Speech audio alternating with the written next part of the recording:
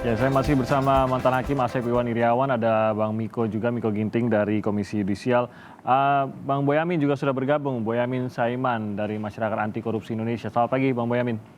Pagi, Assalamualaikum warahmatullahi wabarakatuh. Waalaikumsalam. Bang Boyamin, tadi sudah sedikit kita membahas mengenai pemotongan dari hukuman Jaksa Pinangki ini. Satu yang sempat diungkap oleh Kang Asep tadi adalah bagaimana ini tampaknya memang sebuah vonis yang aman gitu. Kenapa? Karena turun, tapi turunnya itu sesuai dengan tuntutan jaksa gitu. Sementara dari Maki kan sebenarnya mendesak agar ini bisa naik gitu, harus naik ke kasasi gitu. Dengan apa yang dikatakan Kang Asep tadi, tidakkah menjadi seperti tidak mungkin karena toh memenuhi juga tuntutan jaksa sebelumnya?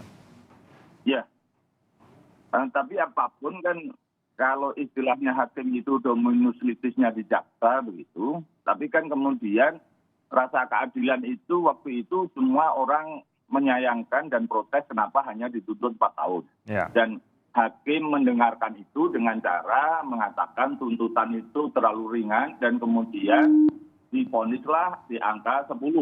Dan masyarakat itu ya agak lega lah meskipun dibandingkan dengan Urip Trigunawan yang 20 tahun dan sesama jaksa itu maka agak ya kurang dikit tapi sudah memenuhi rasa keadilan di angka 10 itu. Jadi sebenarnya harusnya Hakim Pengadilan Tinggi mengambil rasa keadilan itu bukan di tuntutan jaksa tapi di vonis Hakim Pengadilan Negeri Tipikor Jakarta Pusat.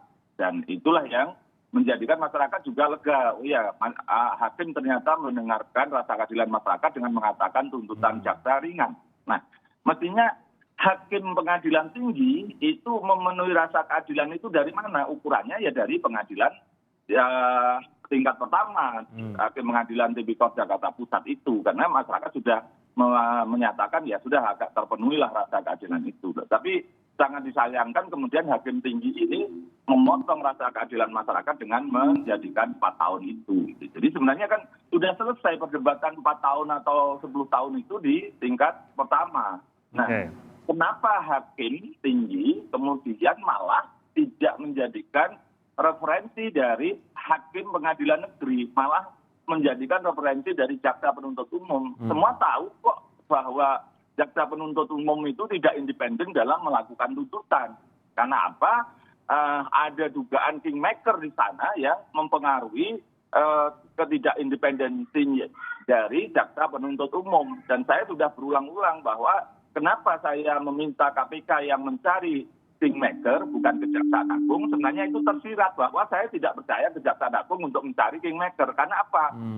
Diduga mampu mempengaruhi dari Kejaksaan Agung itu sendiri. Dan itu terbukti ketika tuntutan terhadap Pinangki yang hanya 4 tahun. Gitu loh. Nah, ini statusnya kan berarti kalau memang mau mengembalikan rasa keadilan yang tadi Bang Boyamin sebutkan, ya, berarti ada di tangan kejaksaan begitu kan dengan menaikkannya ke kasasi. Nah kalau tadi Bang Boyamin mengatakan ada kingmaker tadi, tidakkah ya sama juga konflik juga tidak terasa rasanya kalau memang kingmaker tersebut masih bermain maka apa yang diminta oleh Maki tadi tidak akan terjadi.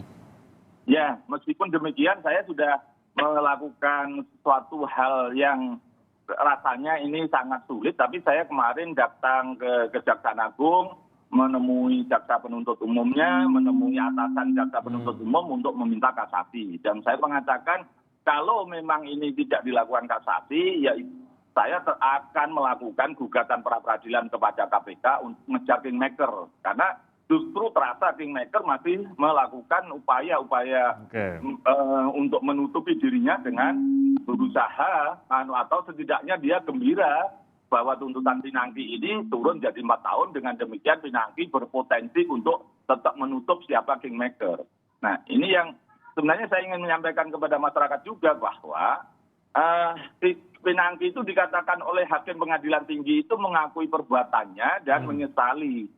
Nah ini harus saya jelaskan, yang diakui itu hanya tentang bertemu Joko Chandra di Kuala Lumpur. Itu saja. Dan menyesali karena dia terlibat urusan ini sehingga dia mempermalukan keluarga dan institusi. Cuman itu yang diakui. Bukan penerimaan sejumlah dana begitu tidak?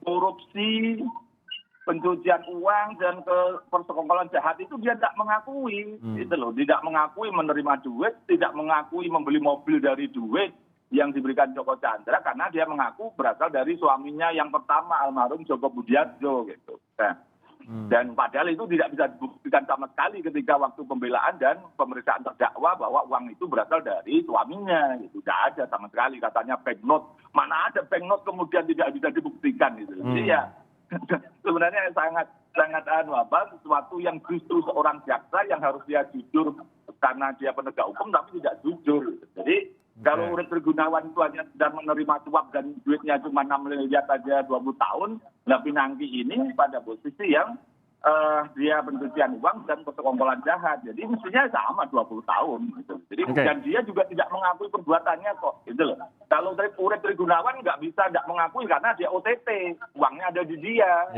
Ini sebenarnya harusnya lebih berat dia gitu loh, Mas.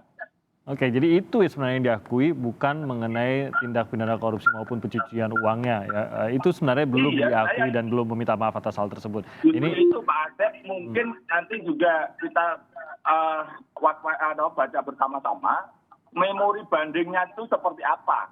Dan saya tahu persis kalau yang berkas pengadilan negeri dalam putusan itu tidak mengakui semua. Saya khawatir hakim pengadilan tinggi itu tidak membaca keseluruhan dari putusan pengadilan negeri Tipikor. Bahwa dia tidak mengakui perbuatannya yang berkaitan dengan pokok perkara. Oke, baik. Saya ke Kang Asep, karena mungkin seorang mantan hakim lebih bisa membaca ini juga. Tadi seperti salah satu hal juga Kang Asep mengenai apa yang dikatakan Bang Boyamin mengenai seharusnya yang dilihat ya hukuman apa yang dijatuhkan. Tuntutan jaksa itu sudah tidak menjadi relevan lagi, mengingat sudah ada putusan pengadilannya dan ada alasannya begitu. Dan bahwa yang terakhir tadi bahwa tampaknya ada hal-hal yang luput menjadi pertimbangan dari hakim pengadilan negeri ini. Tanggapan Anda, Kang Asep? Pengadilan, ya. Saya kira betul, apa yang dikatakan Pak Bonyamin betul, dia tadi menyesali dan semuanya sudah kita uraikan. Harusnya kan ketika hakim tinggi menurunkan dari 10 ke 4 itu kan harus ada pertimbangannya. Tadi Pak Bonyamin tepat sekali ya, satu tuntutan keadilan. Hakim itu kan jangan dibalik kemerdekaan, independensinya, padahal dia harus bertanggung jawab kepada Tuhan, bertanggung jawab kepada masyarakat, bertanggung jawab kepada hukum. Jangan hukum dirusak. Nah, yang tadi disoroti oleh Pak Bonyamin tepat sekali. Hukumnya apa? Itu di pertimbangannya. Yang kata Pak Bonyamin tadi menyesali. Kalau menyesal semua juga di belakang, nggak ada yang di depan. Nah, penyesalannya kan hanya kecil. Penyesalan misalkan tadi diungkap oleh Pak Bonyamin, salah satunya dia kan bolak-balik keluar. Nah, bolak-balik keluar ada yang tanpa izin, ada yang tanpa izin. Itu kan sesuatu yang dipertanyakan tanda petik. Ada laporan. Nah, laporan yang istilah Pak Bonyamin, kingmakernya siapa yang laporan? Apalagi ada kaitannya dengan plan A, plan B, dan sebagainya kan. Nah, aneh kan diikuti dengan ada penyangkalan-penyangkalan. Ini kan yang harus dibuka. Makanya ketika fakta persidangan di PN itu jelas di berita acara atau kita nonton di persidangan, ya bagaimana kesalahan hakim di PN dia melebihkan dari tuntutan. Nah sekarang ketika di PT dijatuhkan 4 tahun tanpa pertimbangan fair-nya atau pertimbangan hukumnya tidak lengkap, tidak jelas, ya. Nah itu yang jadi pertanyaan. Maka saya bilang tadi katakan, ya kalau hukumannya 4 tahun sesuai dengan tuntutan 4 tahun, ya itu ada sesuatu. Makanya kloplah ini tertutup semuanya sehingga ya tadi di awal sering saya katakan, inilah makanya jual beli online biar cepat ongkir gitu kan. Ya, jadi biar lebih jelas sekalian begitu mungkin maksudnya Kang Asep gitu ya. Biar cepat semuanya, kalau nggak gini nggak cepat. Soalnya kalau dilamain lagi kita khawatirkan. Yang dikhawatirkan oleh Pak Benyamin tadi adalah ya kalau dia ditambahin lagi di PN, di PT atau di MA, khawatir bunyinya tambah nyaring gitu. Nah makanya saya bilang ini solusinya mungkin, sekali lagi mungkin ya, publik berhak kan dalam pemberantasan korupsi itu partisipasi publik seperti Pak Benyamin kita ini berhak dong mengkritisi. Nah ketika mengkritisi tadi di Mahkamah Agung sedang musim diskon, jangan-jangan di Mahkamah Agung nanti lebih diskon. Nah sebelum diskon Mahkamah Agung, diskon dulu di PT. Dan di PT logis kan, diskonnya logis dalam arti bukan logis yuridis ya, logisnya ya logis yang lain gitu kan. Tadi tuntutan 4 tahun, jatuhkan 4 tahun, selesai urusan kan. Nah kita tunggu, maka saya bilang. Tapi sekali lagi publik berhak tahu yang selalu dipertanyakan oleh kita dan semuanya ya. Nah, kita apresiasi kalau Pak Benyamin mengadakan ada tindakan-tindakan hukum lain, nah kita buka terus. Tapi saya termasuk pesimis ya. Dulu juga kita kan mendorong ke KPK, diurus supaya dimuatin di KPK. Tapi kan tadi selesai di KPK, hanya ketemu KPK selesai. Apalagi dengan situasi KPK kayak gini ya mau apa lagi gitu kan. Udah selesai, ini ya tuntas semuanya ini. Ya 4, nah 4 kurang 1 harusnya 5. Jadi kalau kita berpikir, ya kalau kita terlalu cepat berpikir bahwa oke, mungkin ada permainan di sini. di satu sisi kan ini berarti ada motivasi dari hakim ya, terlalu terburu-buru juga kalau kita berpikir tanpa ada bukti juga apakah memang hakim punya kepentingan untuk mengurangi hukuman gitu. Jadi kita harus Bukan melihat ini. terburu-buru, Mas Riko, bukan soal itu. Ini yang penting. Hakim berhak menjatuhkan putusan, kita hormati. Tadi katakan saya sama Pak Benyamin, ketika menjatuhkan putusan di pertimbangannya itu harus logis. Nah tadi yang disindir Pak Benyamin lalu dikatakan saya, ketika menyesali, dia melalui ke gender, itu harus nampak. Jadi ketika dirubahnya itu di situ. Kan penyesalan cuma kecil, sebagian besar tidak terungkap. Di gender nggak ada masalah. Anak kalau udah 4 tahun ya keburu gede lah, 4 tahun, 8 tahun. Ya bandingkan, itu terima 7 miliar dan sebagainya. Itu yang harus nampak. Kalau itu nggak nampak, publik akan bertanya terus masalahnya. Itu yang jadi pertanyaan kita. Maka sering saya katakan, bebaskan sekalian aja. Ngapain 4 tahun? Kalau bebaskan lah masih seger loh. Lebih enak loh Pak Benyamin dengan saya menikmatinya kan, kalau bebaskan. Kalau dihukum 4 tahun kan lama juga Pak Benyamin kita nunggunya ya. Nah apalagi 10 tahun tadi saya katakan. Yang paling aman bebaskan aja sudah. Dan itu lebih memungkinkan gitu menurut saya. Daripada sekarang 4 tahun tanggung 4 tahun itu kurang 1. Gimana itu Bang Miko, khususnya bahwa memang ini harus menjadi perhatian itu pertimbangannya. Inikah yang akan dilihat oleh KY nanti? Iya, kalau memang masalah pertimbangan, saya kira memang ini ya, kalaupun katakan Komisi Yudisial menemukan dugaan pelanggaran perilaku hakim, katakanlah seperti itu misalnya. Nah, tapi kan juga tidak akan berdampak pada pengkoreksian atas putusan, gitu kan? Jadi menurut saya memang kalau isinya perdebatannya memang mengarah pada pertimbangan, termasuk yang pertimbangan itu kemudian menjadi dasar bagi vonis, saya kira memang jalurnya memang adalah upaya hukum ya. Dan langkah-langkah dorongan dari Mas Boyamin misalnya kepada penuntut umum untuk mengajukan kasasi itu cukup diapresiasi juga.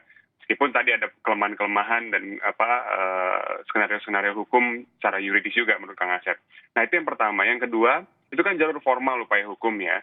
Yang kedua menurut saya memang energi kita juga bisa dikerahkan dalam konteks eksaminasi publik gitu ya. Kang Asep sebagai akademisi dan teman-teman akademisi lain yang di perguruan tinggi maupun juga peneliti juga bisa membuat eksaminasi publik bagi putusan ini gitu ya. Jadi mencermati, menelaah dan mengkaji kira-kira putusan ini benar nggak, kan diuji oleh publik, benar nggak logika yuridisnya, benar nggak jalan pikiran dari putusan ini. Nah, nanti eksaminasi publik itu bisa berdampak bagi dua hal. Satu, bagi pertimbangan di Mahkamah Agung dalam konteks memeriksa dan memutus perkara ini. Yang kedua, bagi kasus-kasus korupsi yang lain, gitu. Jadi ada peran publik yang lebih aktif dalam konteks eksaminasi publik gitu. Sebenarnya kalau melihat argumentasi bahwa harusnya ada kekhususan dalam kasus Jasa Pinangki ini kah dilihat juga oleh KY, mengingat itu tadi ini kasus korupsi, kasus khusus atau pidana khusus begitu, dan melibatkan seperti dikatakan Bang Boyamin melibatkan nama besar seorang kingmaker tadi. Jadi ini yang tidak terlihat begitu. Kenapa justru pada saat harus menjatuhkan hukuman diperlakukan tidak ada kekhususannya? Apakah ini juga bisa terlihat oleh Komisi Yudisial dalam putusan tersebut atau mungkin dalam detail pertimbangannya? Nah itu yang kita nggak bisa masuk ya Mas Timothy. Jadi kita nggak bisa melihat bahwa benar atau tidak suatu pertimbangan atau substansi putusan itu. Apalagi sampai mengkoreksinya kan kayak gitu. Ya. Tapi kita bisa masuk dalam konteks dugaan pelanggaran perilaku. Putusan itu menjadi pintu masuk, iya. Tapi tidak dalam konteks mengkoreksi. Nah, pengkoreksian atas putusan itu memang jalurnya adalah upaya hukum, gitu. Nah, upaya hukum berikutnya kan ada kasasi, atau mungkin nanti sampai ke peninjauan kembali ketika ditemukan keadaan-keadaan baru misalnya, begitu. Nah, jadi kalau memang concern kita hari ini sudah mulai mengarah pada isi dan pertimbangan putusan, termasuk yang menjadikannya menjadi dasar vonis, ya tadi saya kira bisa dua jalur tadi. Satu, upaya hukum yang ditempuh oleh penuntut umum, ya terlepas dari beberapa persoalan tadi yang disebutkan oleh Kang Boyamin gitu. Tapi di sisi lain juga menurut saya peran publik untuk melakukan eksaminasi juga menjadi penting gitu. Oke, nah ini beberapa upaya hukum tadi sudah sempat kita bahas lah Bang Boyamin. Mengenai apakah jaksa akan kasasi, tadi juga Bang Boyamin sudah mengkonfirmasi bahwa tampaknya masih ada tangan yang bermain begitu, mencoba bermain mempengaruhi gitu ke kejaksaan, sehingga kemungkinannya mungkin akan kecil. Apalagi tadi kata Kang Asep, toh ini sudah memenuhi tuntutan jaksa, ya jangan-jangan jaksa merasa ya udah cukup, toh kita juga nuntutnya 4 tahun gitu. Dan yang kedua tadi yang melalui KPK, ya Bang Boyamin dan Kang Asep tadi juga sudah agak Ya senyum-senyum miris lah kalau saya bisa bilang begitu pada saat berbicara pengalihan ini ke KPK gitu Bang Boyamin. Berarti langkah selanjutnya yang bisa diambil khususnya secara hukum untuk memenuhi rasa keadilan yang tadi Bang Boyamin sebutkan itu seperti apa dong? Ya memang menjadi tugas saya untuk mengejar kingmaker. Karena Pinangki mestinya yang membuka itu. Karena dialah yang mengistilahkan kingmaker dalam transkrip pembicaraan yang saya pegang bersama Anita itu. Jadi menjadikan kalau begitu ya sudah saya ngejar kingmaker dengan cara menggugat pra-peradilan KPK.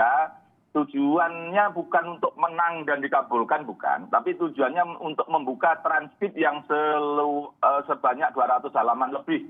Sehingga masyarakat tahu ini loh kingmaker perannya gitu. Jadi kan kalau selama ini kan belum bisa saya buka gitu kan. Ketika ditanya teman-teman media juga saya hanya beberapa halaman yang itu saya samarkan kan gitu. Nah, nanti kalau saya gugat pra-peradilan itu kan saya jadikan jadikan bukti pengadilan. Kalau sudah jadi bukti pengadilan kan maka bisa saya buka. Kalau perlu saya scan dan saya upload di beberapa web teman-teman media begitu. Dan itu penuh misalnya gitu 200 halaman. Jadi masyarakat biar menganalisa juga itu. Karena bagi orang gampang itu ketahuan itu kingmaker itu perannya bagaimana dan mengarah ke siapa gitu. Jadi dan saya pun juga sudah menyampaikan kepada KPK sebenarnya nama kingmaker itu adalah ini perannya itu juga. Jadi sudah ya enggak apa-apa kalau toh rasa keadilan harus membongkar kingmaker begitu. Berarti itu yang dimaui oleh kejaksaan kalau nanti akhirnya itu juga menjadikan sesuatu yang ini dibuka ya apa boleh buat sebenarnya begitu.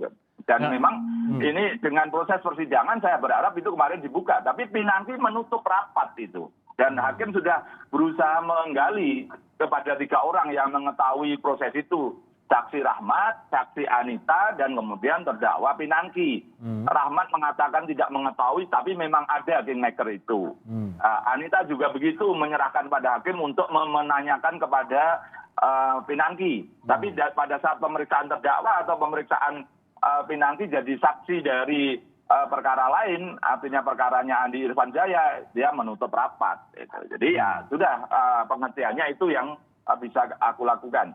Dan kedua juga sebenarnya Komisi Yudisial Mas Wiko itu bisa memulai dari ketidakcermatan hakim dalam membaca berkas perkara. Ini bisa saja ini istilahnya unconduct profesional gitu kan, tidak profesional dalam pengertian karena tidak antara yang dia putuskan dengan berkas perkara ini adalah bumi dan langit misalnya. Dan itu bisa dalam bentuk rekomendasi sehingga dia dimutasikan misalnya. Kan begitu. Jadi bukan menilai putusan, bukan. Tapi ternyata hakimnya dalam membaca tidak cermat dan bahkan salah. Gitu loh. Jadi saya kira ada pintu masuk itu Kang Asep kan. Gitu loh. Jadi ini yang.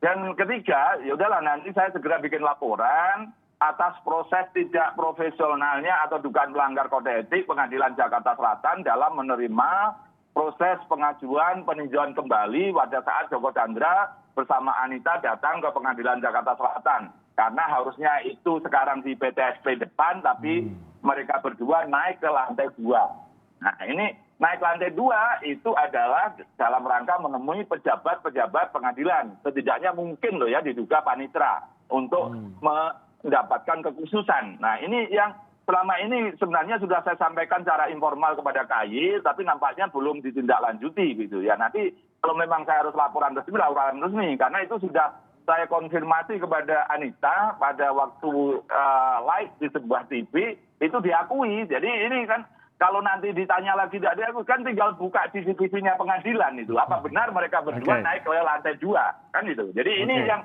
sebenarnya ada pintu masuk juga KY dari sisi putusan maupun dari proses tindakan dari penegak hukum di level pengadilan, yaitu Pengadilan Negeri Jakarta Selatan. Tapi Bang Boyamin memang bertujuan tidak mau membuat kingmaker ini nyaman pokoknya. Harus dibuat gelisah terus ya. Karena masih banyak sebenarnya sisi yang masih bisa diungkap dari kingmaker tersebut. Kang Asep, kalau dari Anda langkah hukum apa yang masih tersedia kalau begitu untuk memenuhi rasa keadilan masyarakat? Ya, jadi saya nyambung apa yang kata Pak Benyamin. Jadi sekarang kalau memang KY itu berarti perilaku. Jadi kenapa bisa masuk di kecermatan putusan? Pak KY pernah ada sejarah bagaimana memeriksa putusan yang menghebohkan, menarik perhatian masyarakat. Saya kasih contoh, itu udah terjadi lah. Kasusnya pra-peradilan, Hakim S ya, Pak Benyamin ya, di selatan juga kan. Itu menarik perhatian, diperiksa. Kemudian juga menyangkut pra-peradilan ya, diperiksa.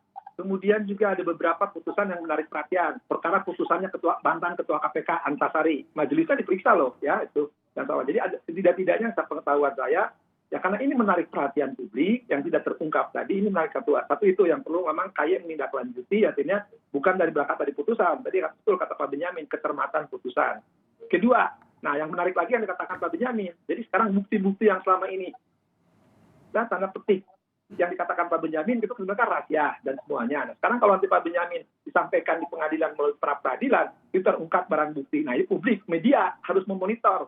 Sampaikan oleh media bahwa ini ada barang bukti yang dihadirkan di persidangan, itu tidak pidana. Betul kata Pak Benyamin. Dia supaya tahu, ya pelaku-pelaku lain, pelakor-pelakon lain, atau sutradara-sutradara lainnya, produser-produser lainnya, supaya diungkap di persidangan melalui bukti-bukti Pak Benyamin. Kita kan udah lihat di persidangan tidak terungkap. Apa itu udah disampaikan di awal. Yang ketiga lebih penting, saya pikir ya.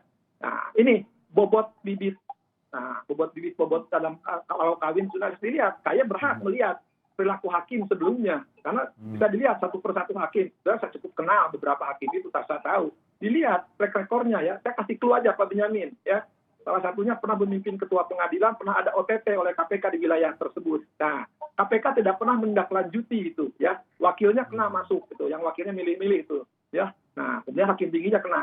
Salah satunya ada hakim tingginya loh. Saya buka aja di sini. Tapi biarlah nanti itu urusan Pak Benyamin lah itu yang begitu jagonya. Kalau Benyamin itu soal begitu jagonya dia guru saya atau slot slip begitu. Atau biar KAY masuk di bibit bobot hakim yang memutus sejarahnya, perilakunya, background para hakim yang memutus itu bisa kelihatan kok. Gampang kok itu. Ya. Oke, silakan tanggapannya Bang Miko atas tadi apa yang sudah disampaikan oleh Bang Boyamin maupun Kang Asep. Kita mengucapkan terima kasih ya kepada Kang Bonyamin dan Kang Asep yang memberikan banyak informasi. Dalam waktu singkat juga ternyata banyak sekali informasi yang kita peroleh gitu ya. Dan kemudian tadi Bang Bonyamin juga menyatakan akan membuat laporan formal kepada Komisi Yudisial. Tentu dia tidak bisa menolak, bahkan dengan tangan terbuka harus menerima hak publik ya untuk menjaga kehormatan dan martabat hakim gitu. Nah, sekali lagi kami ingin menggarisbawahi bahwa ini penting karena perilaku hakim ini kan bukan hanya untuk hakimnya saja, tapi juga bagi integritas seluruh hakim, gitu. Jadi profesinya yang kemudian dilindungi. Oleh karena itu, Komisi Yudisial berkomitmen secara objektif dan transparan, juga akuntabel, gitu, untuk menjaga dan menegakkan kehormatan hakim sehingga semua informasi, semua laporan, semua bukti-bukti pendukung tentu akan dipertimbangkan oleh Komisi Yudisial dalam memutuskan untuk menindaklanjuti atau tidak menindaklanjuti suatu laporan, gitu. Ya, baik. Saya mau berterima kasih kepada Bang Miko Ginting, juru bicara dari Komisi Yudisial, kepada Bang Boyamin Saiman dari MAKI, dan juga kepada Kang Asep Iriawan yang sudah bergabung bersama kami pada hari ini. Kita akan lihat nanti bagaimana langkah kasus ini dan apakah memang akan ada rasa keadilan tadi yang dikatakan Bang Boyamin tercederai akan terpenuhi kembali. Terima kasih semuanya. Semoga sehat-sehat terus. Terima kasih, sehat-sehat. Terima kasih. Sama. Kita akan kembali lagi di Sapa Indonesia Pagi dengan sehat di tengah pandemi. Siapkan pertanyaan Anda, nanti ada dokter.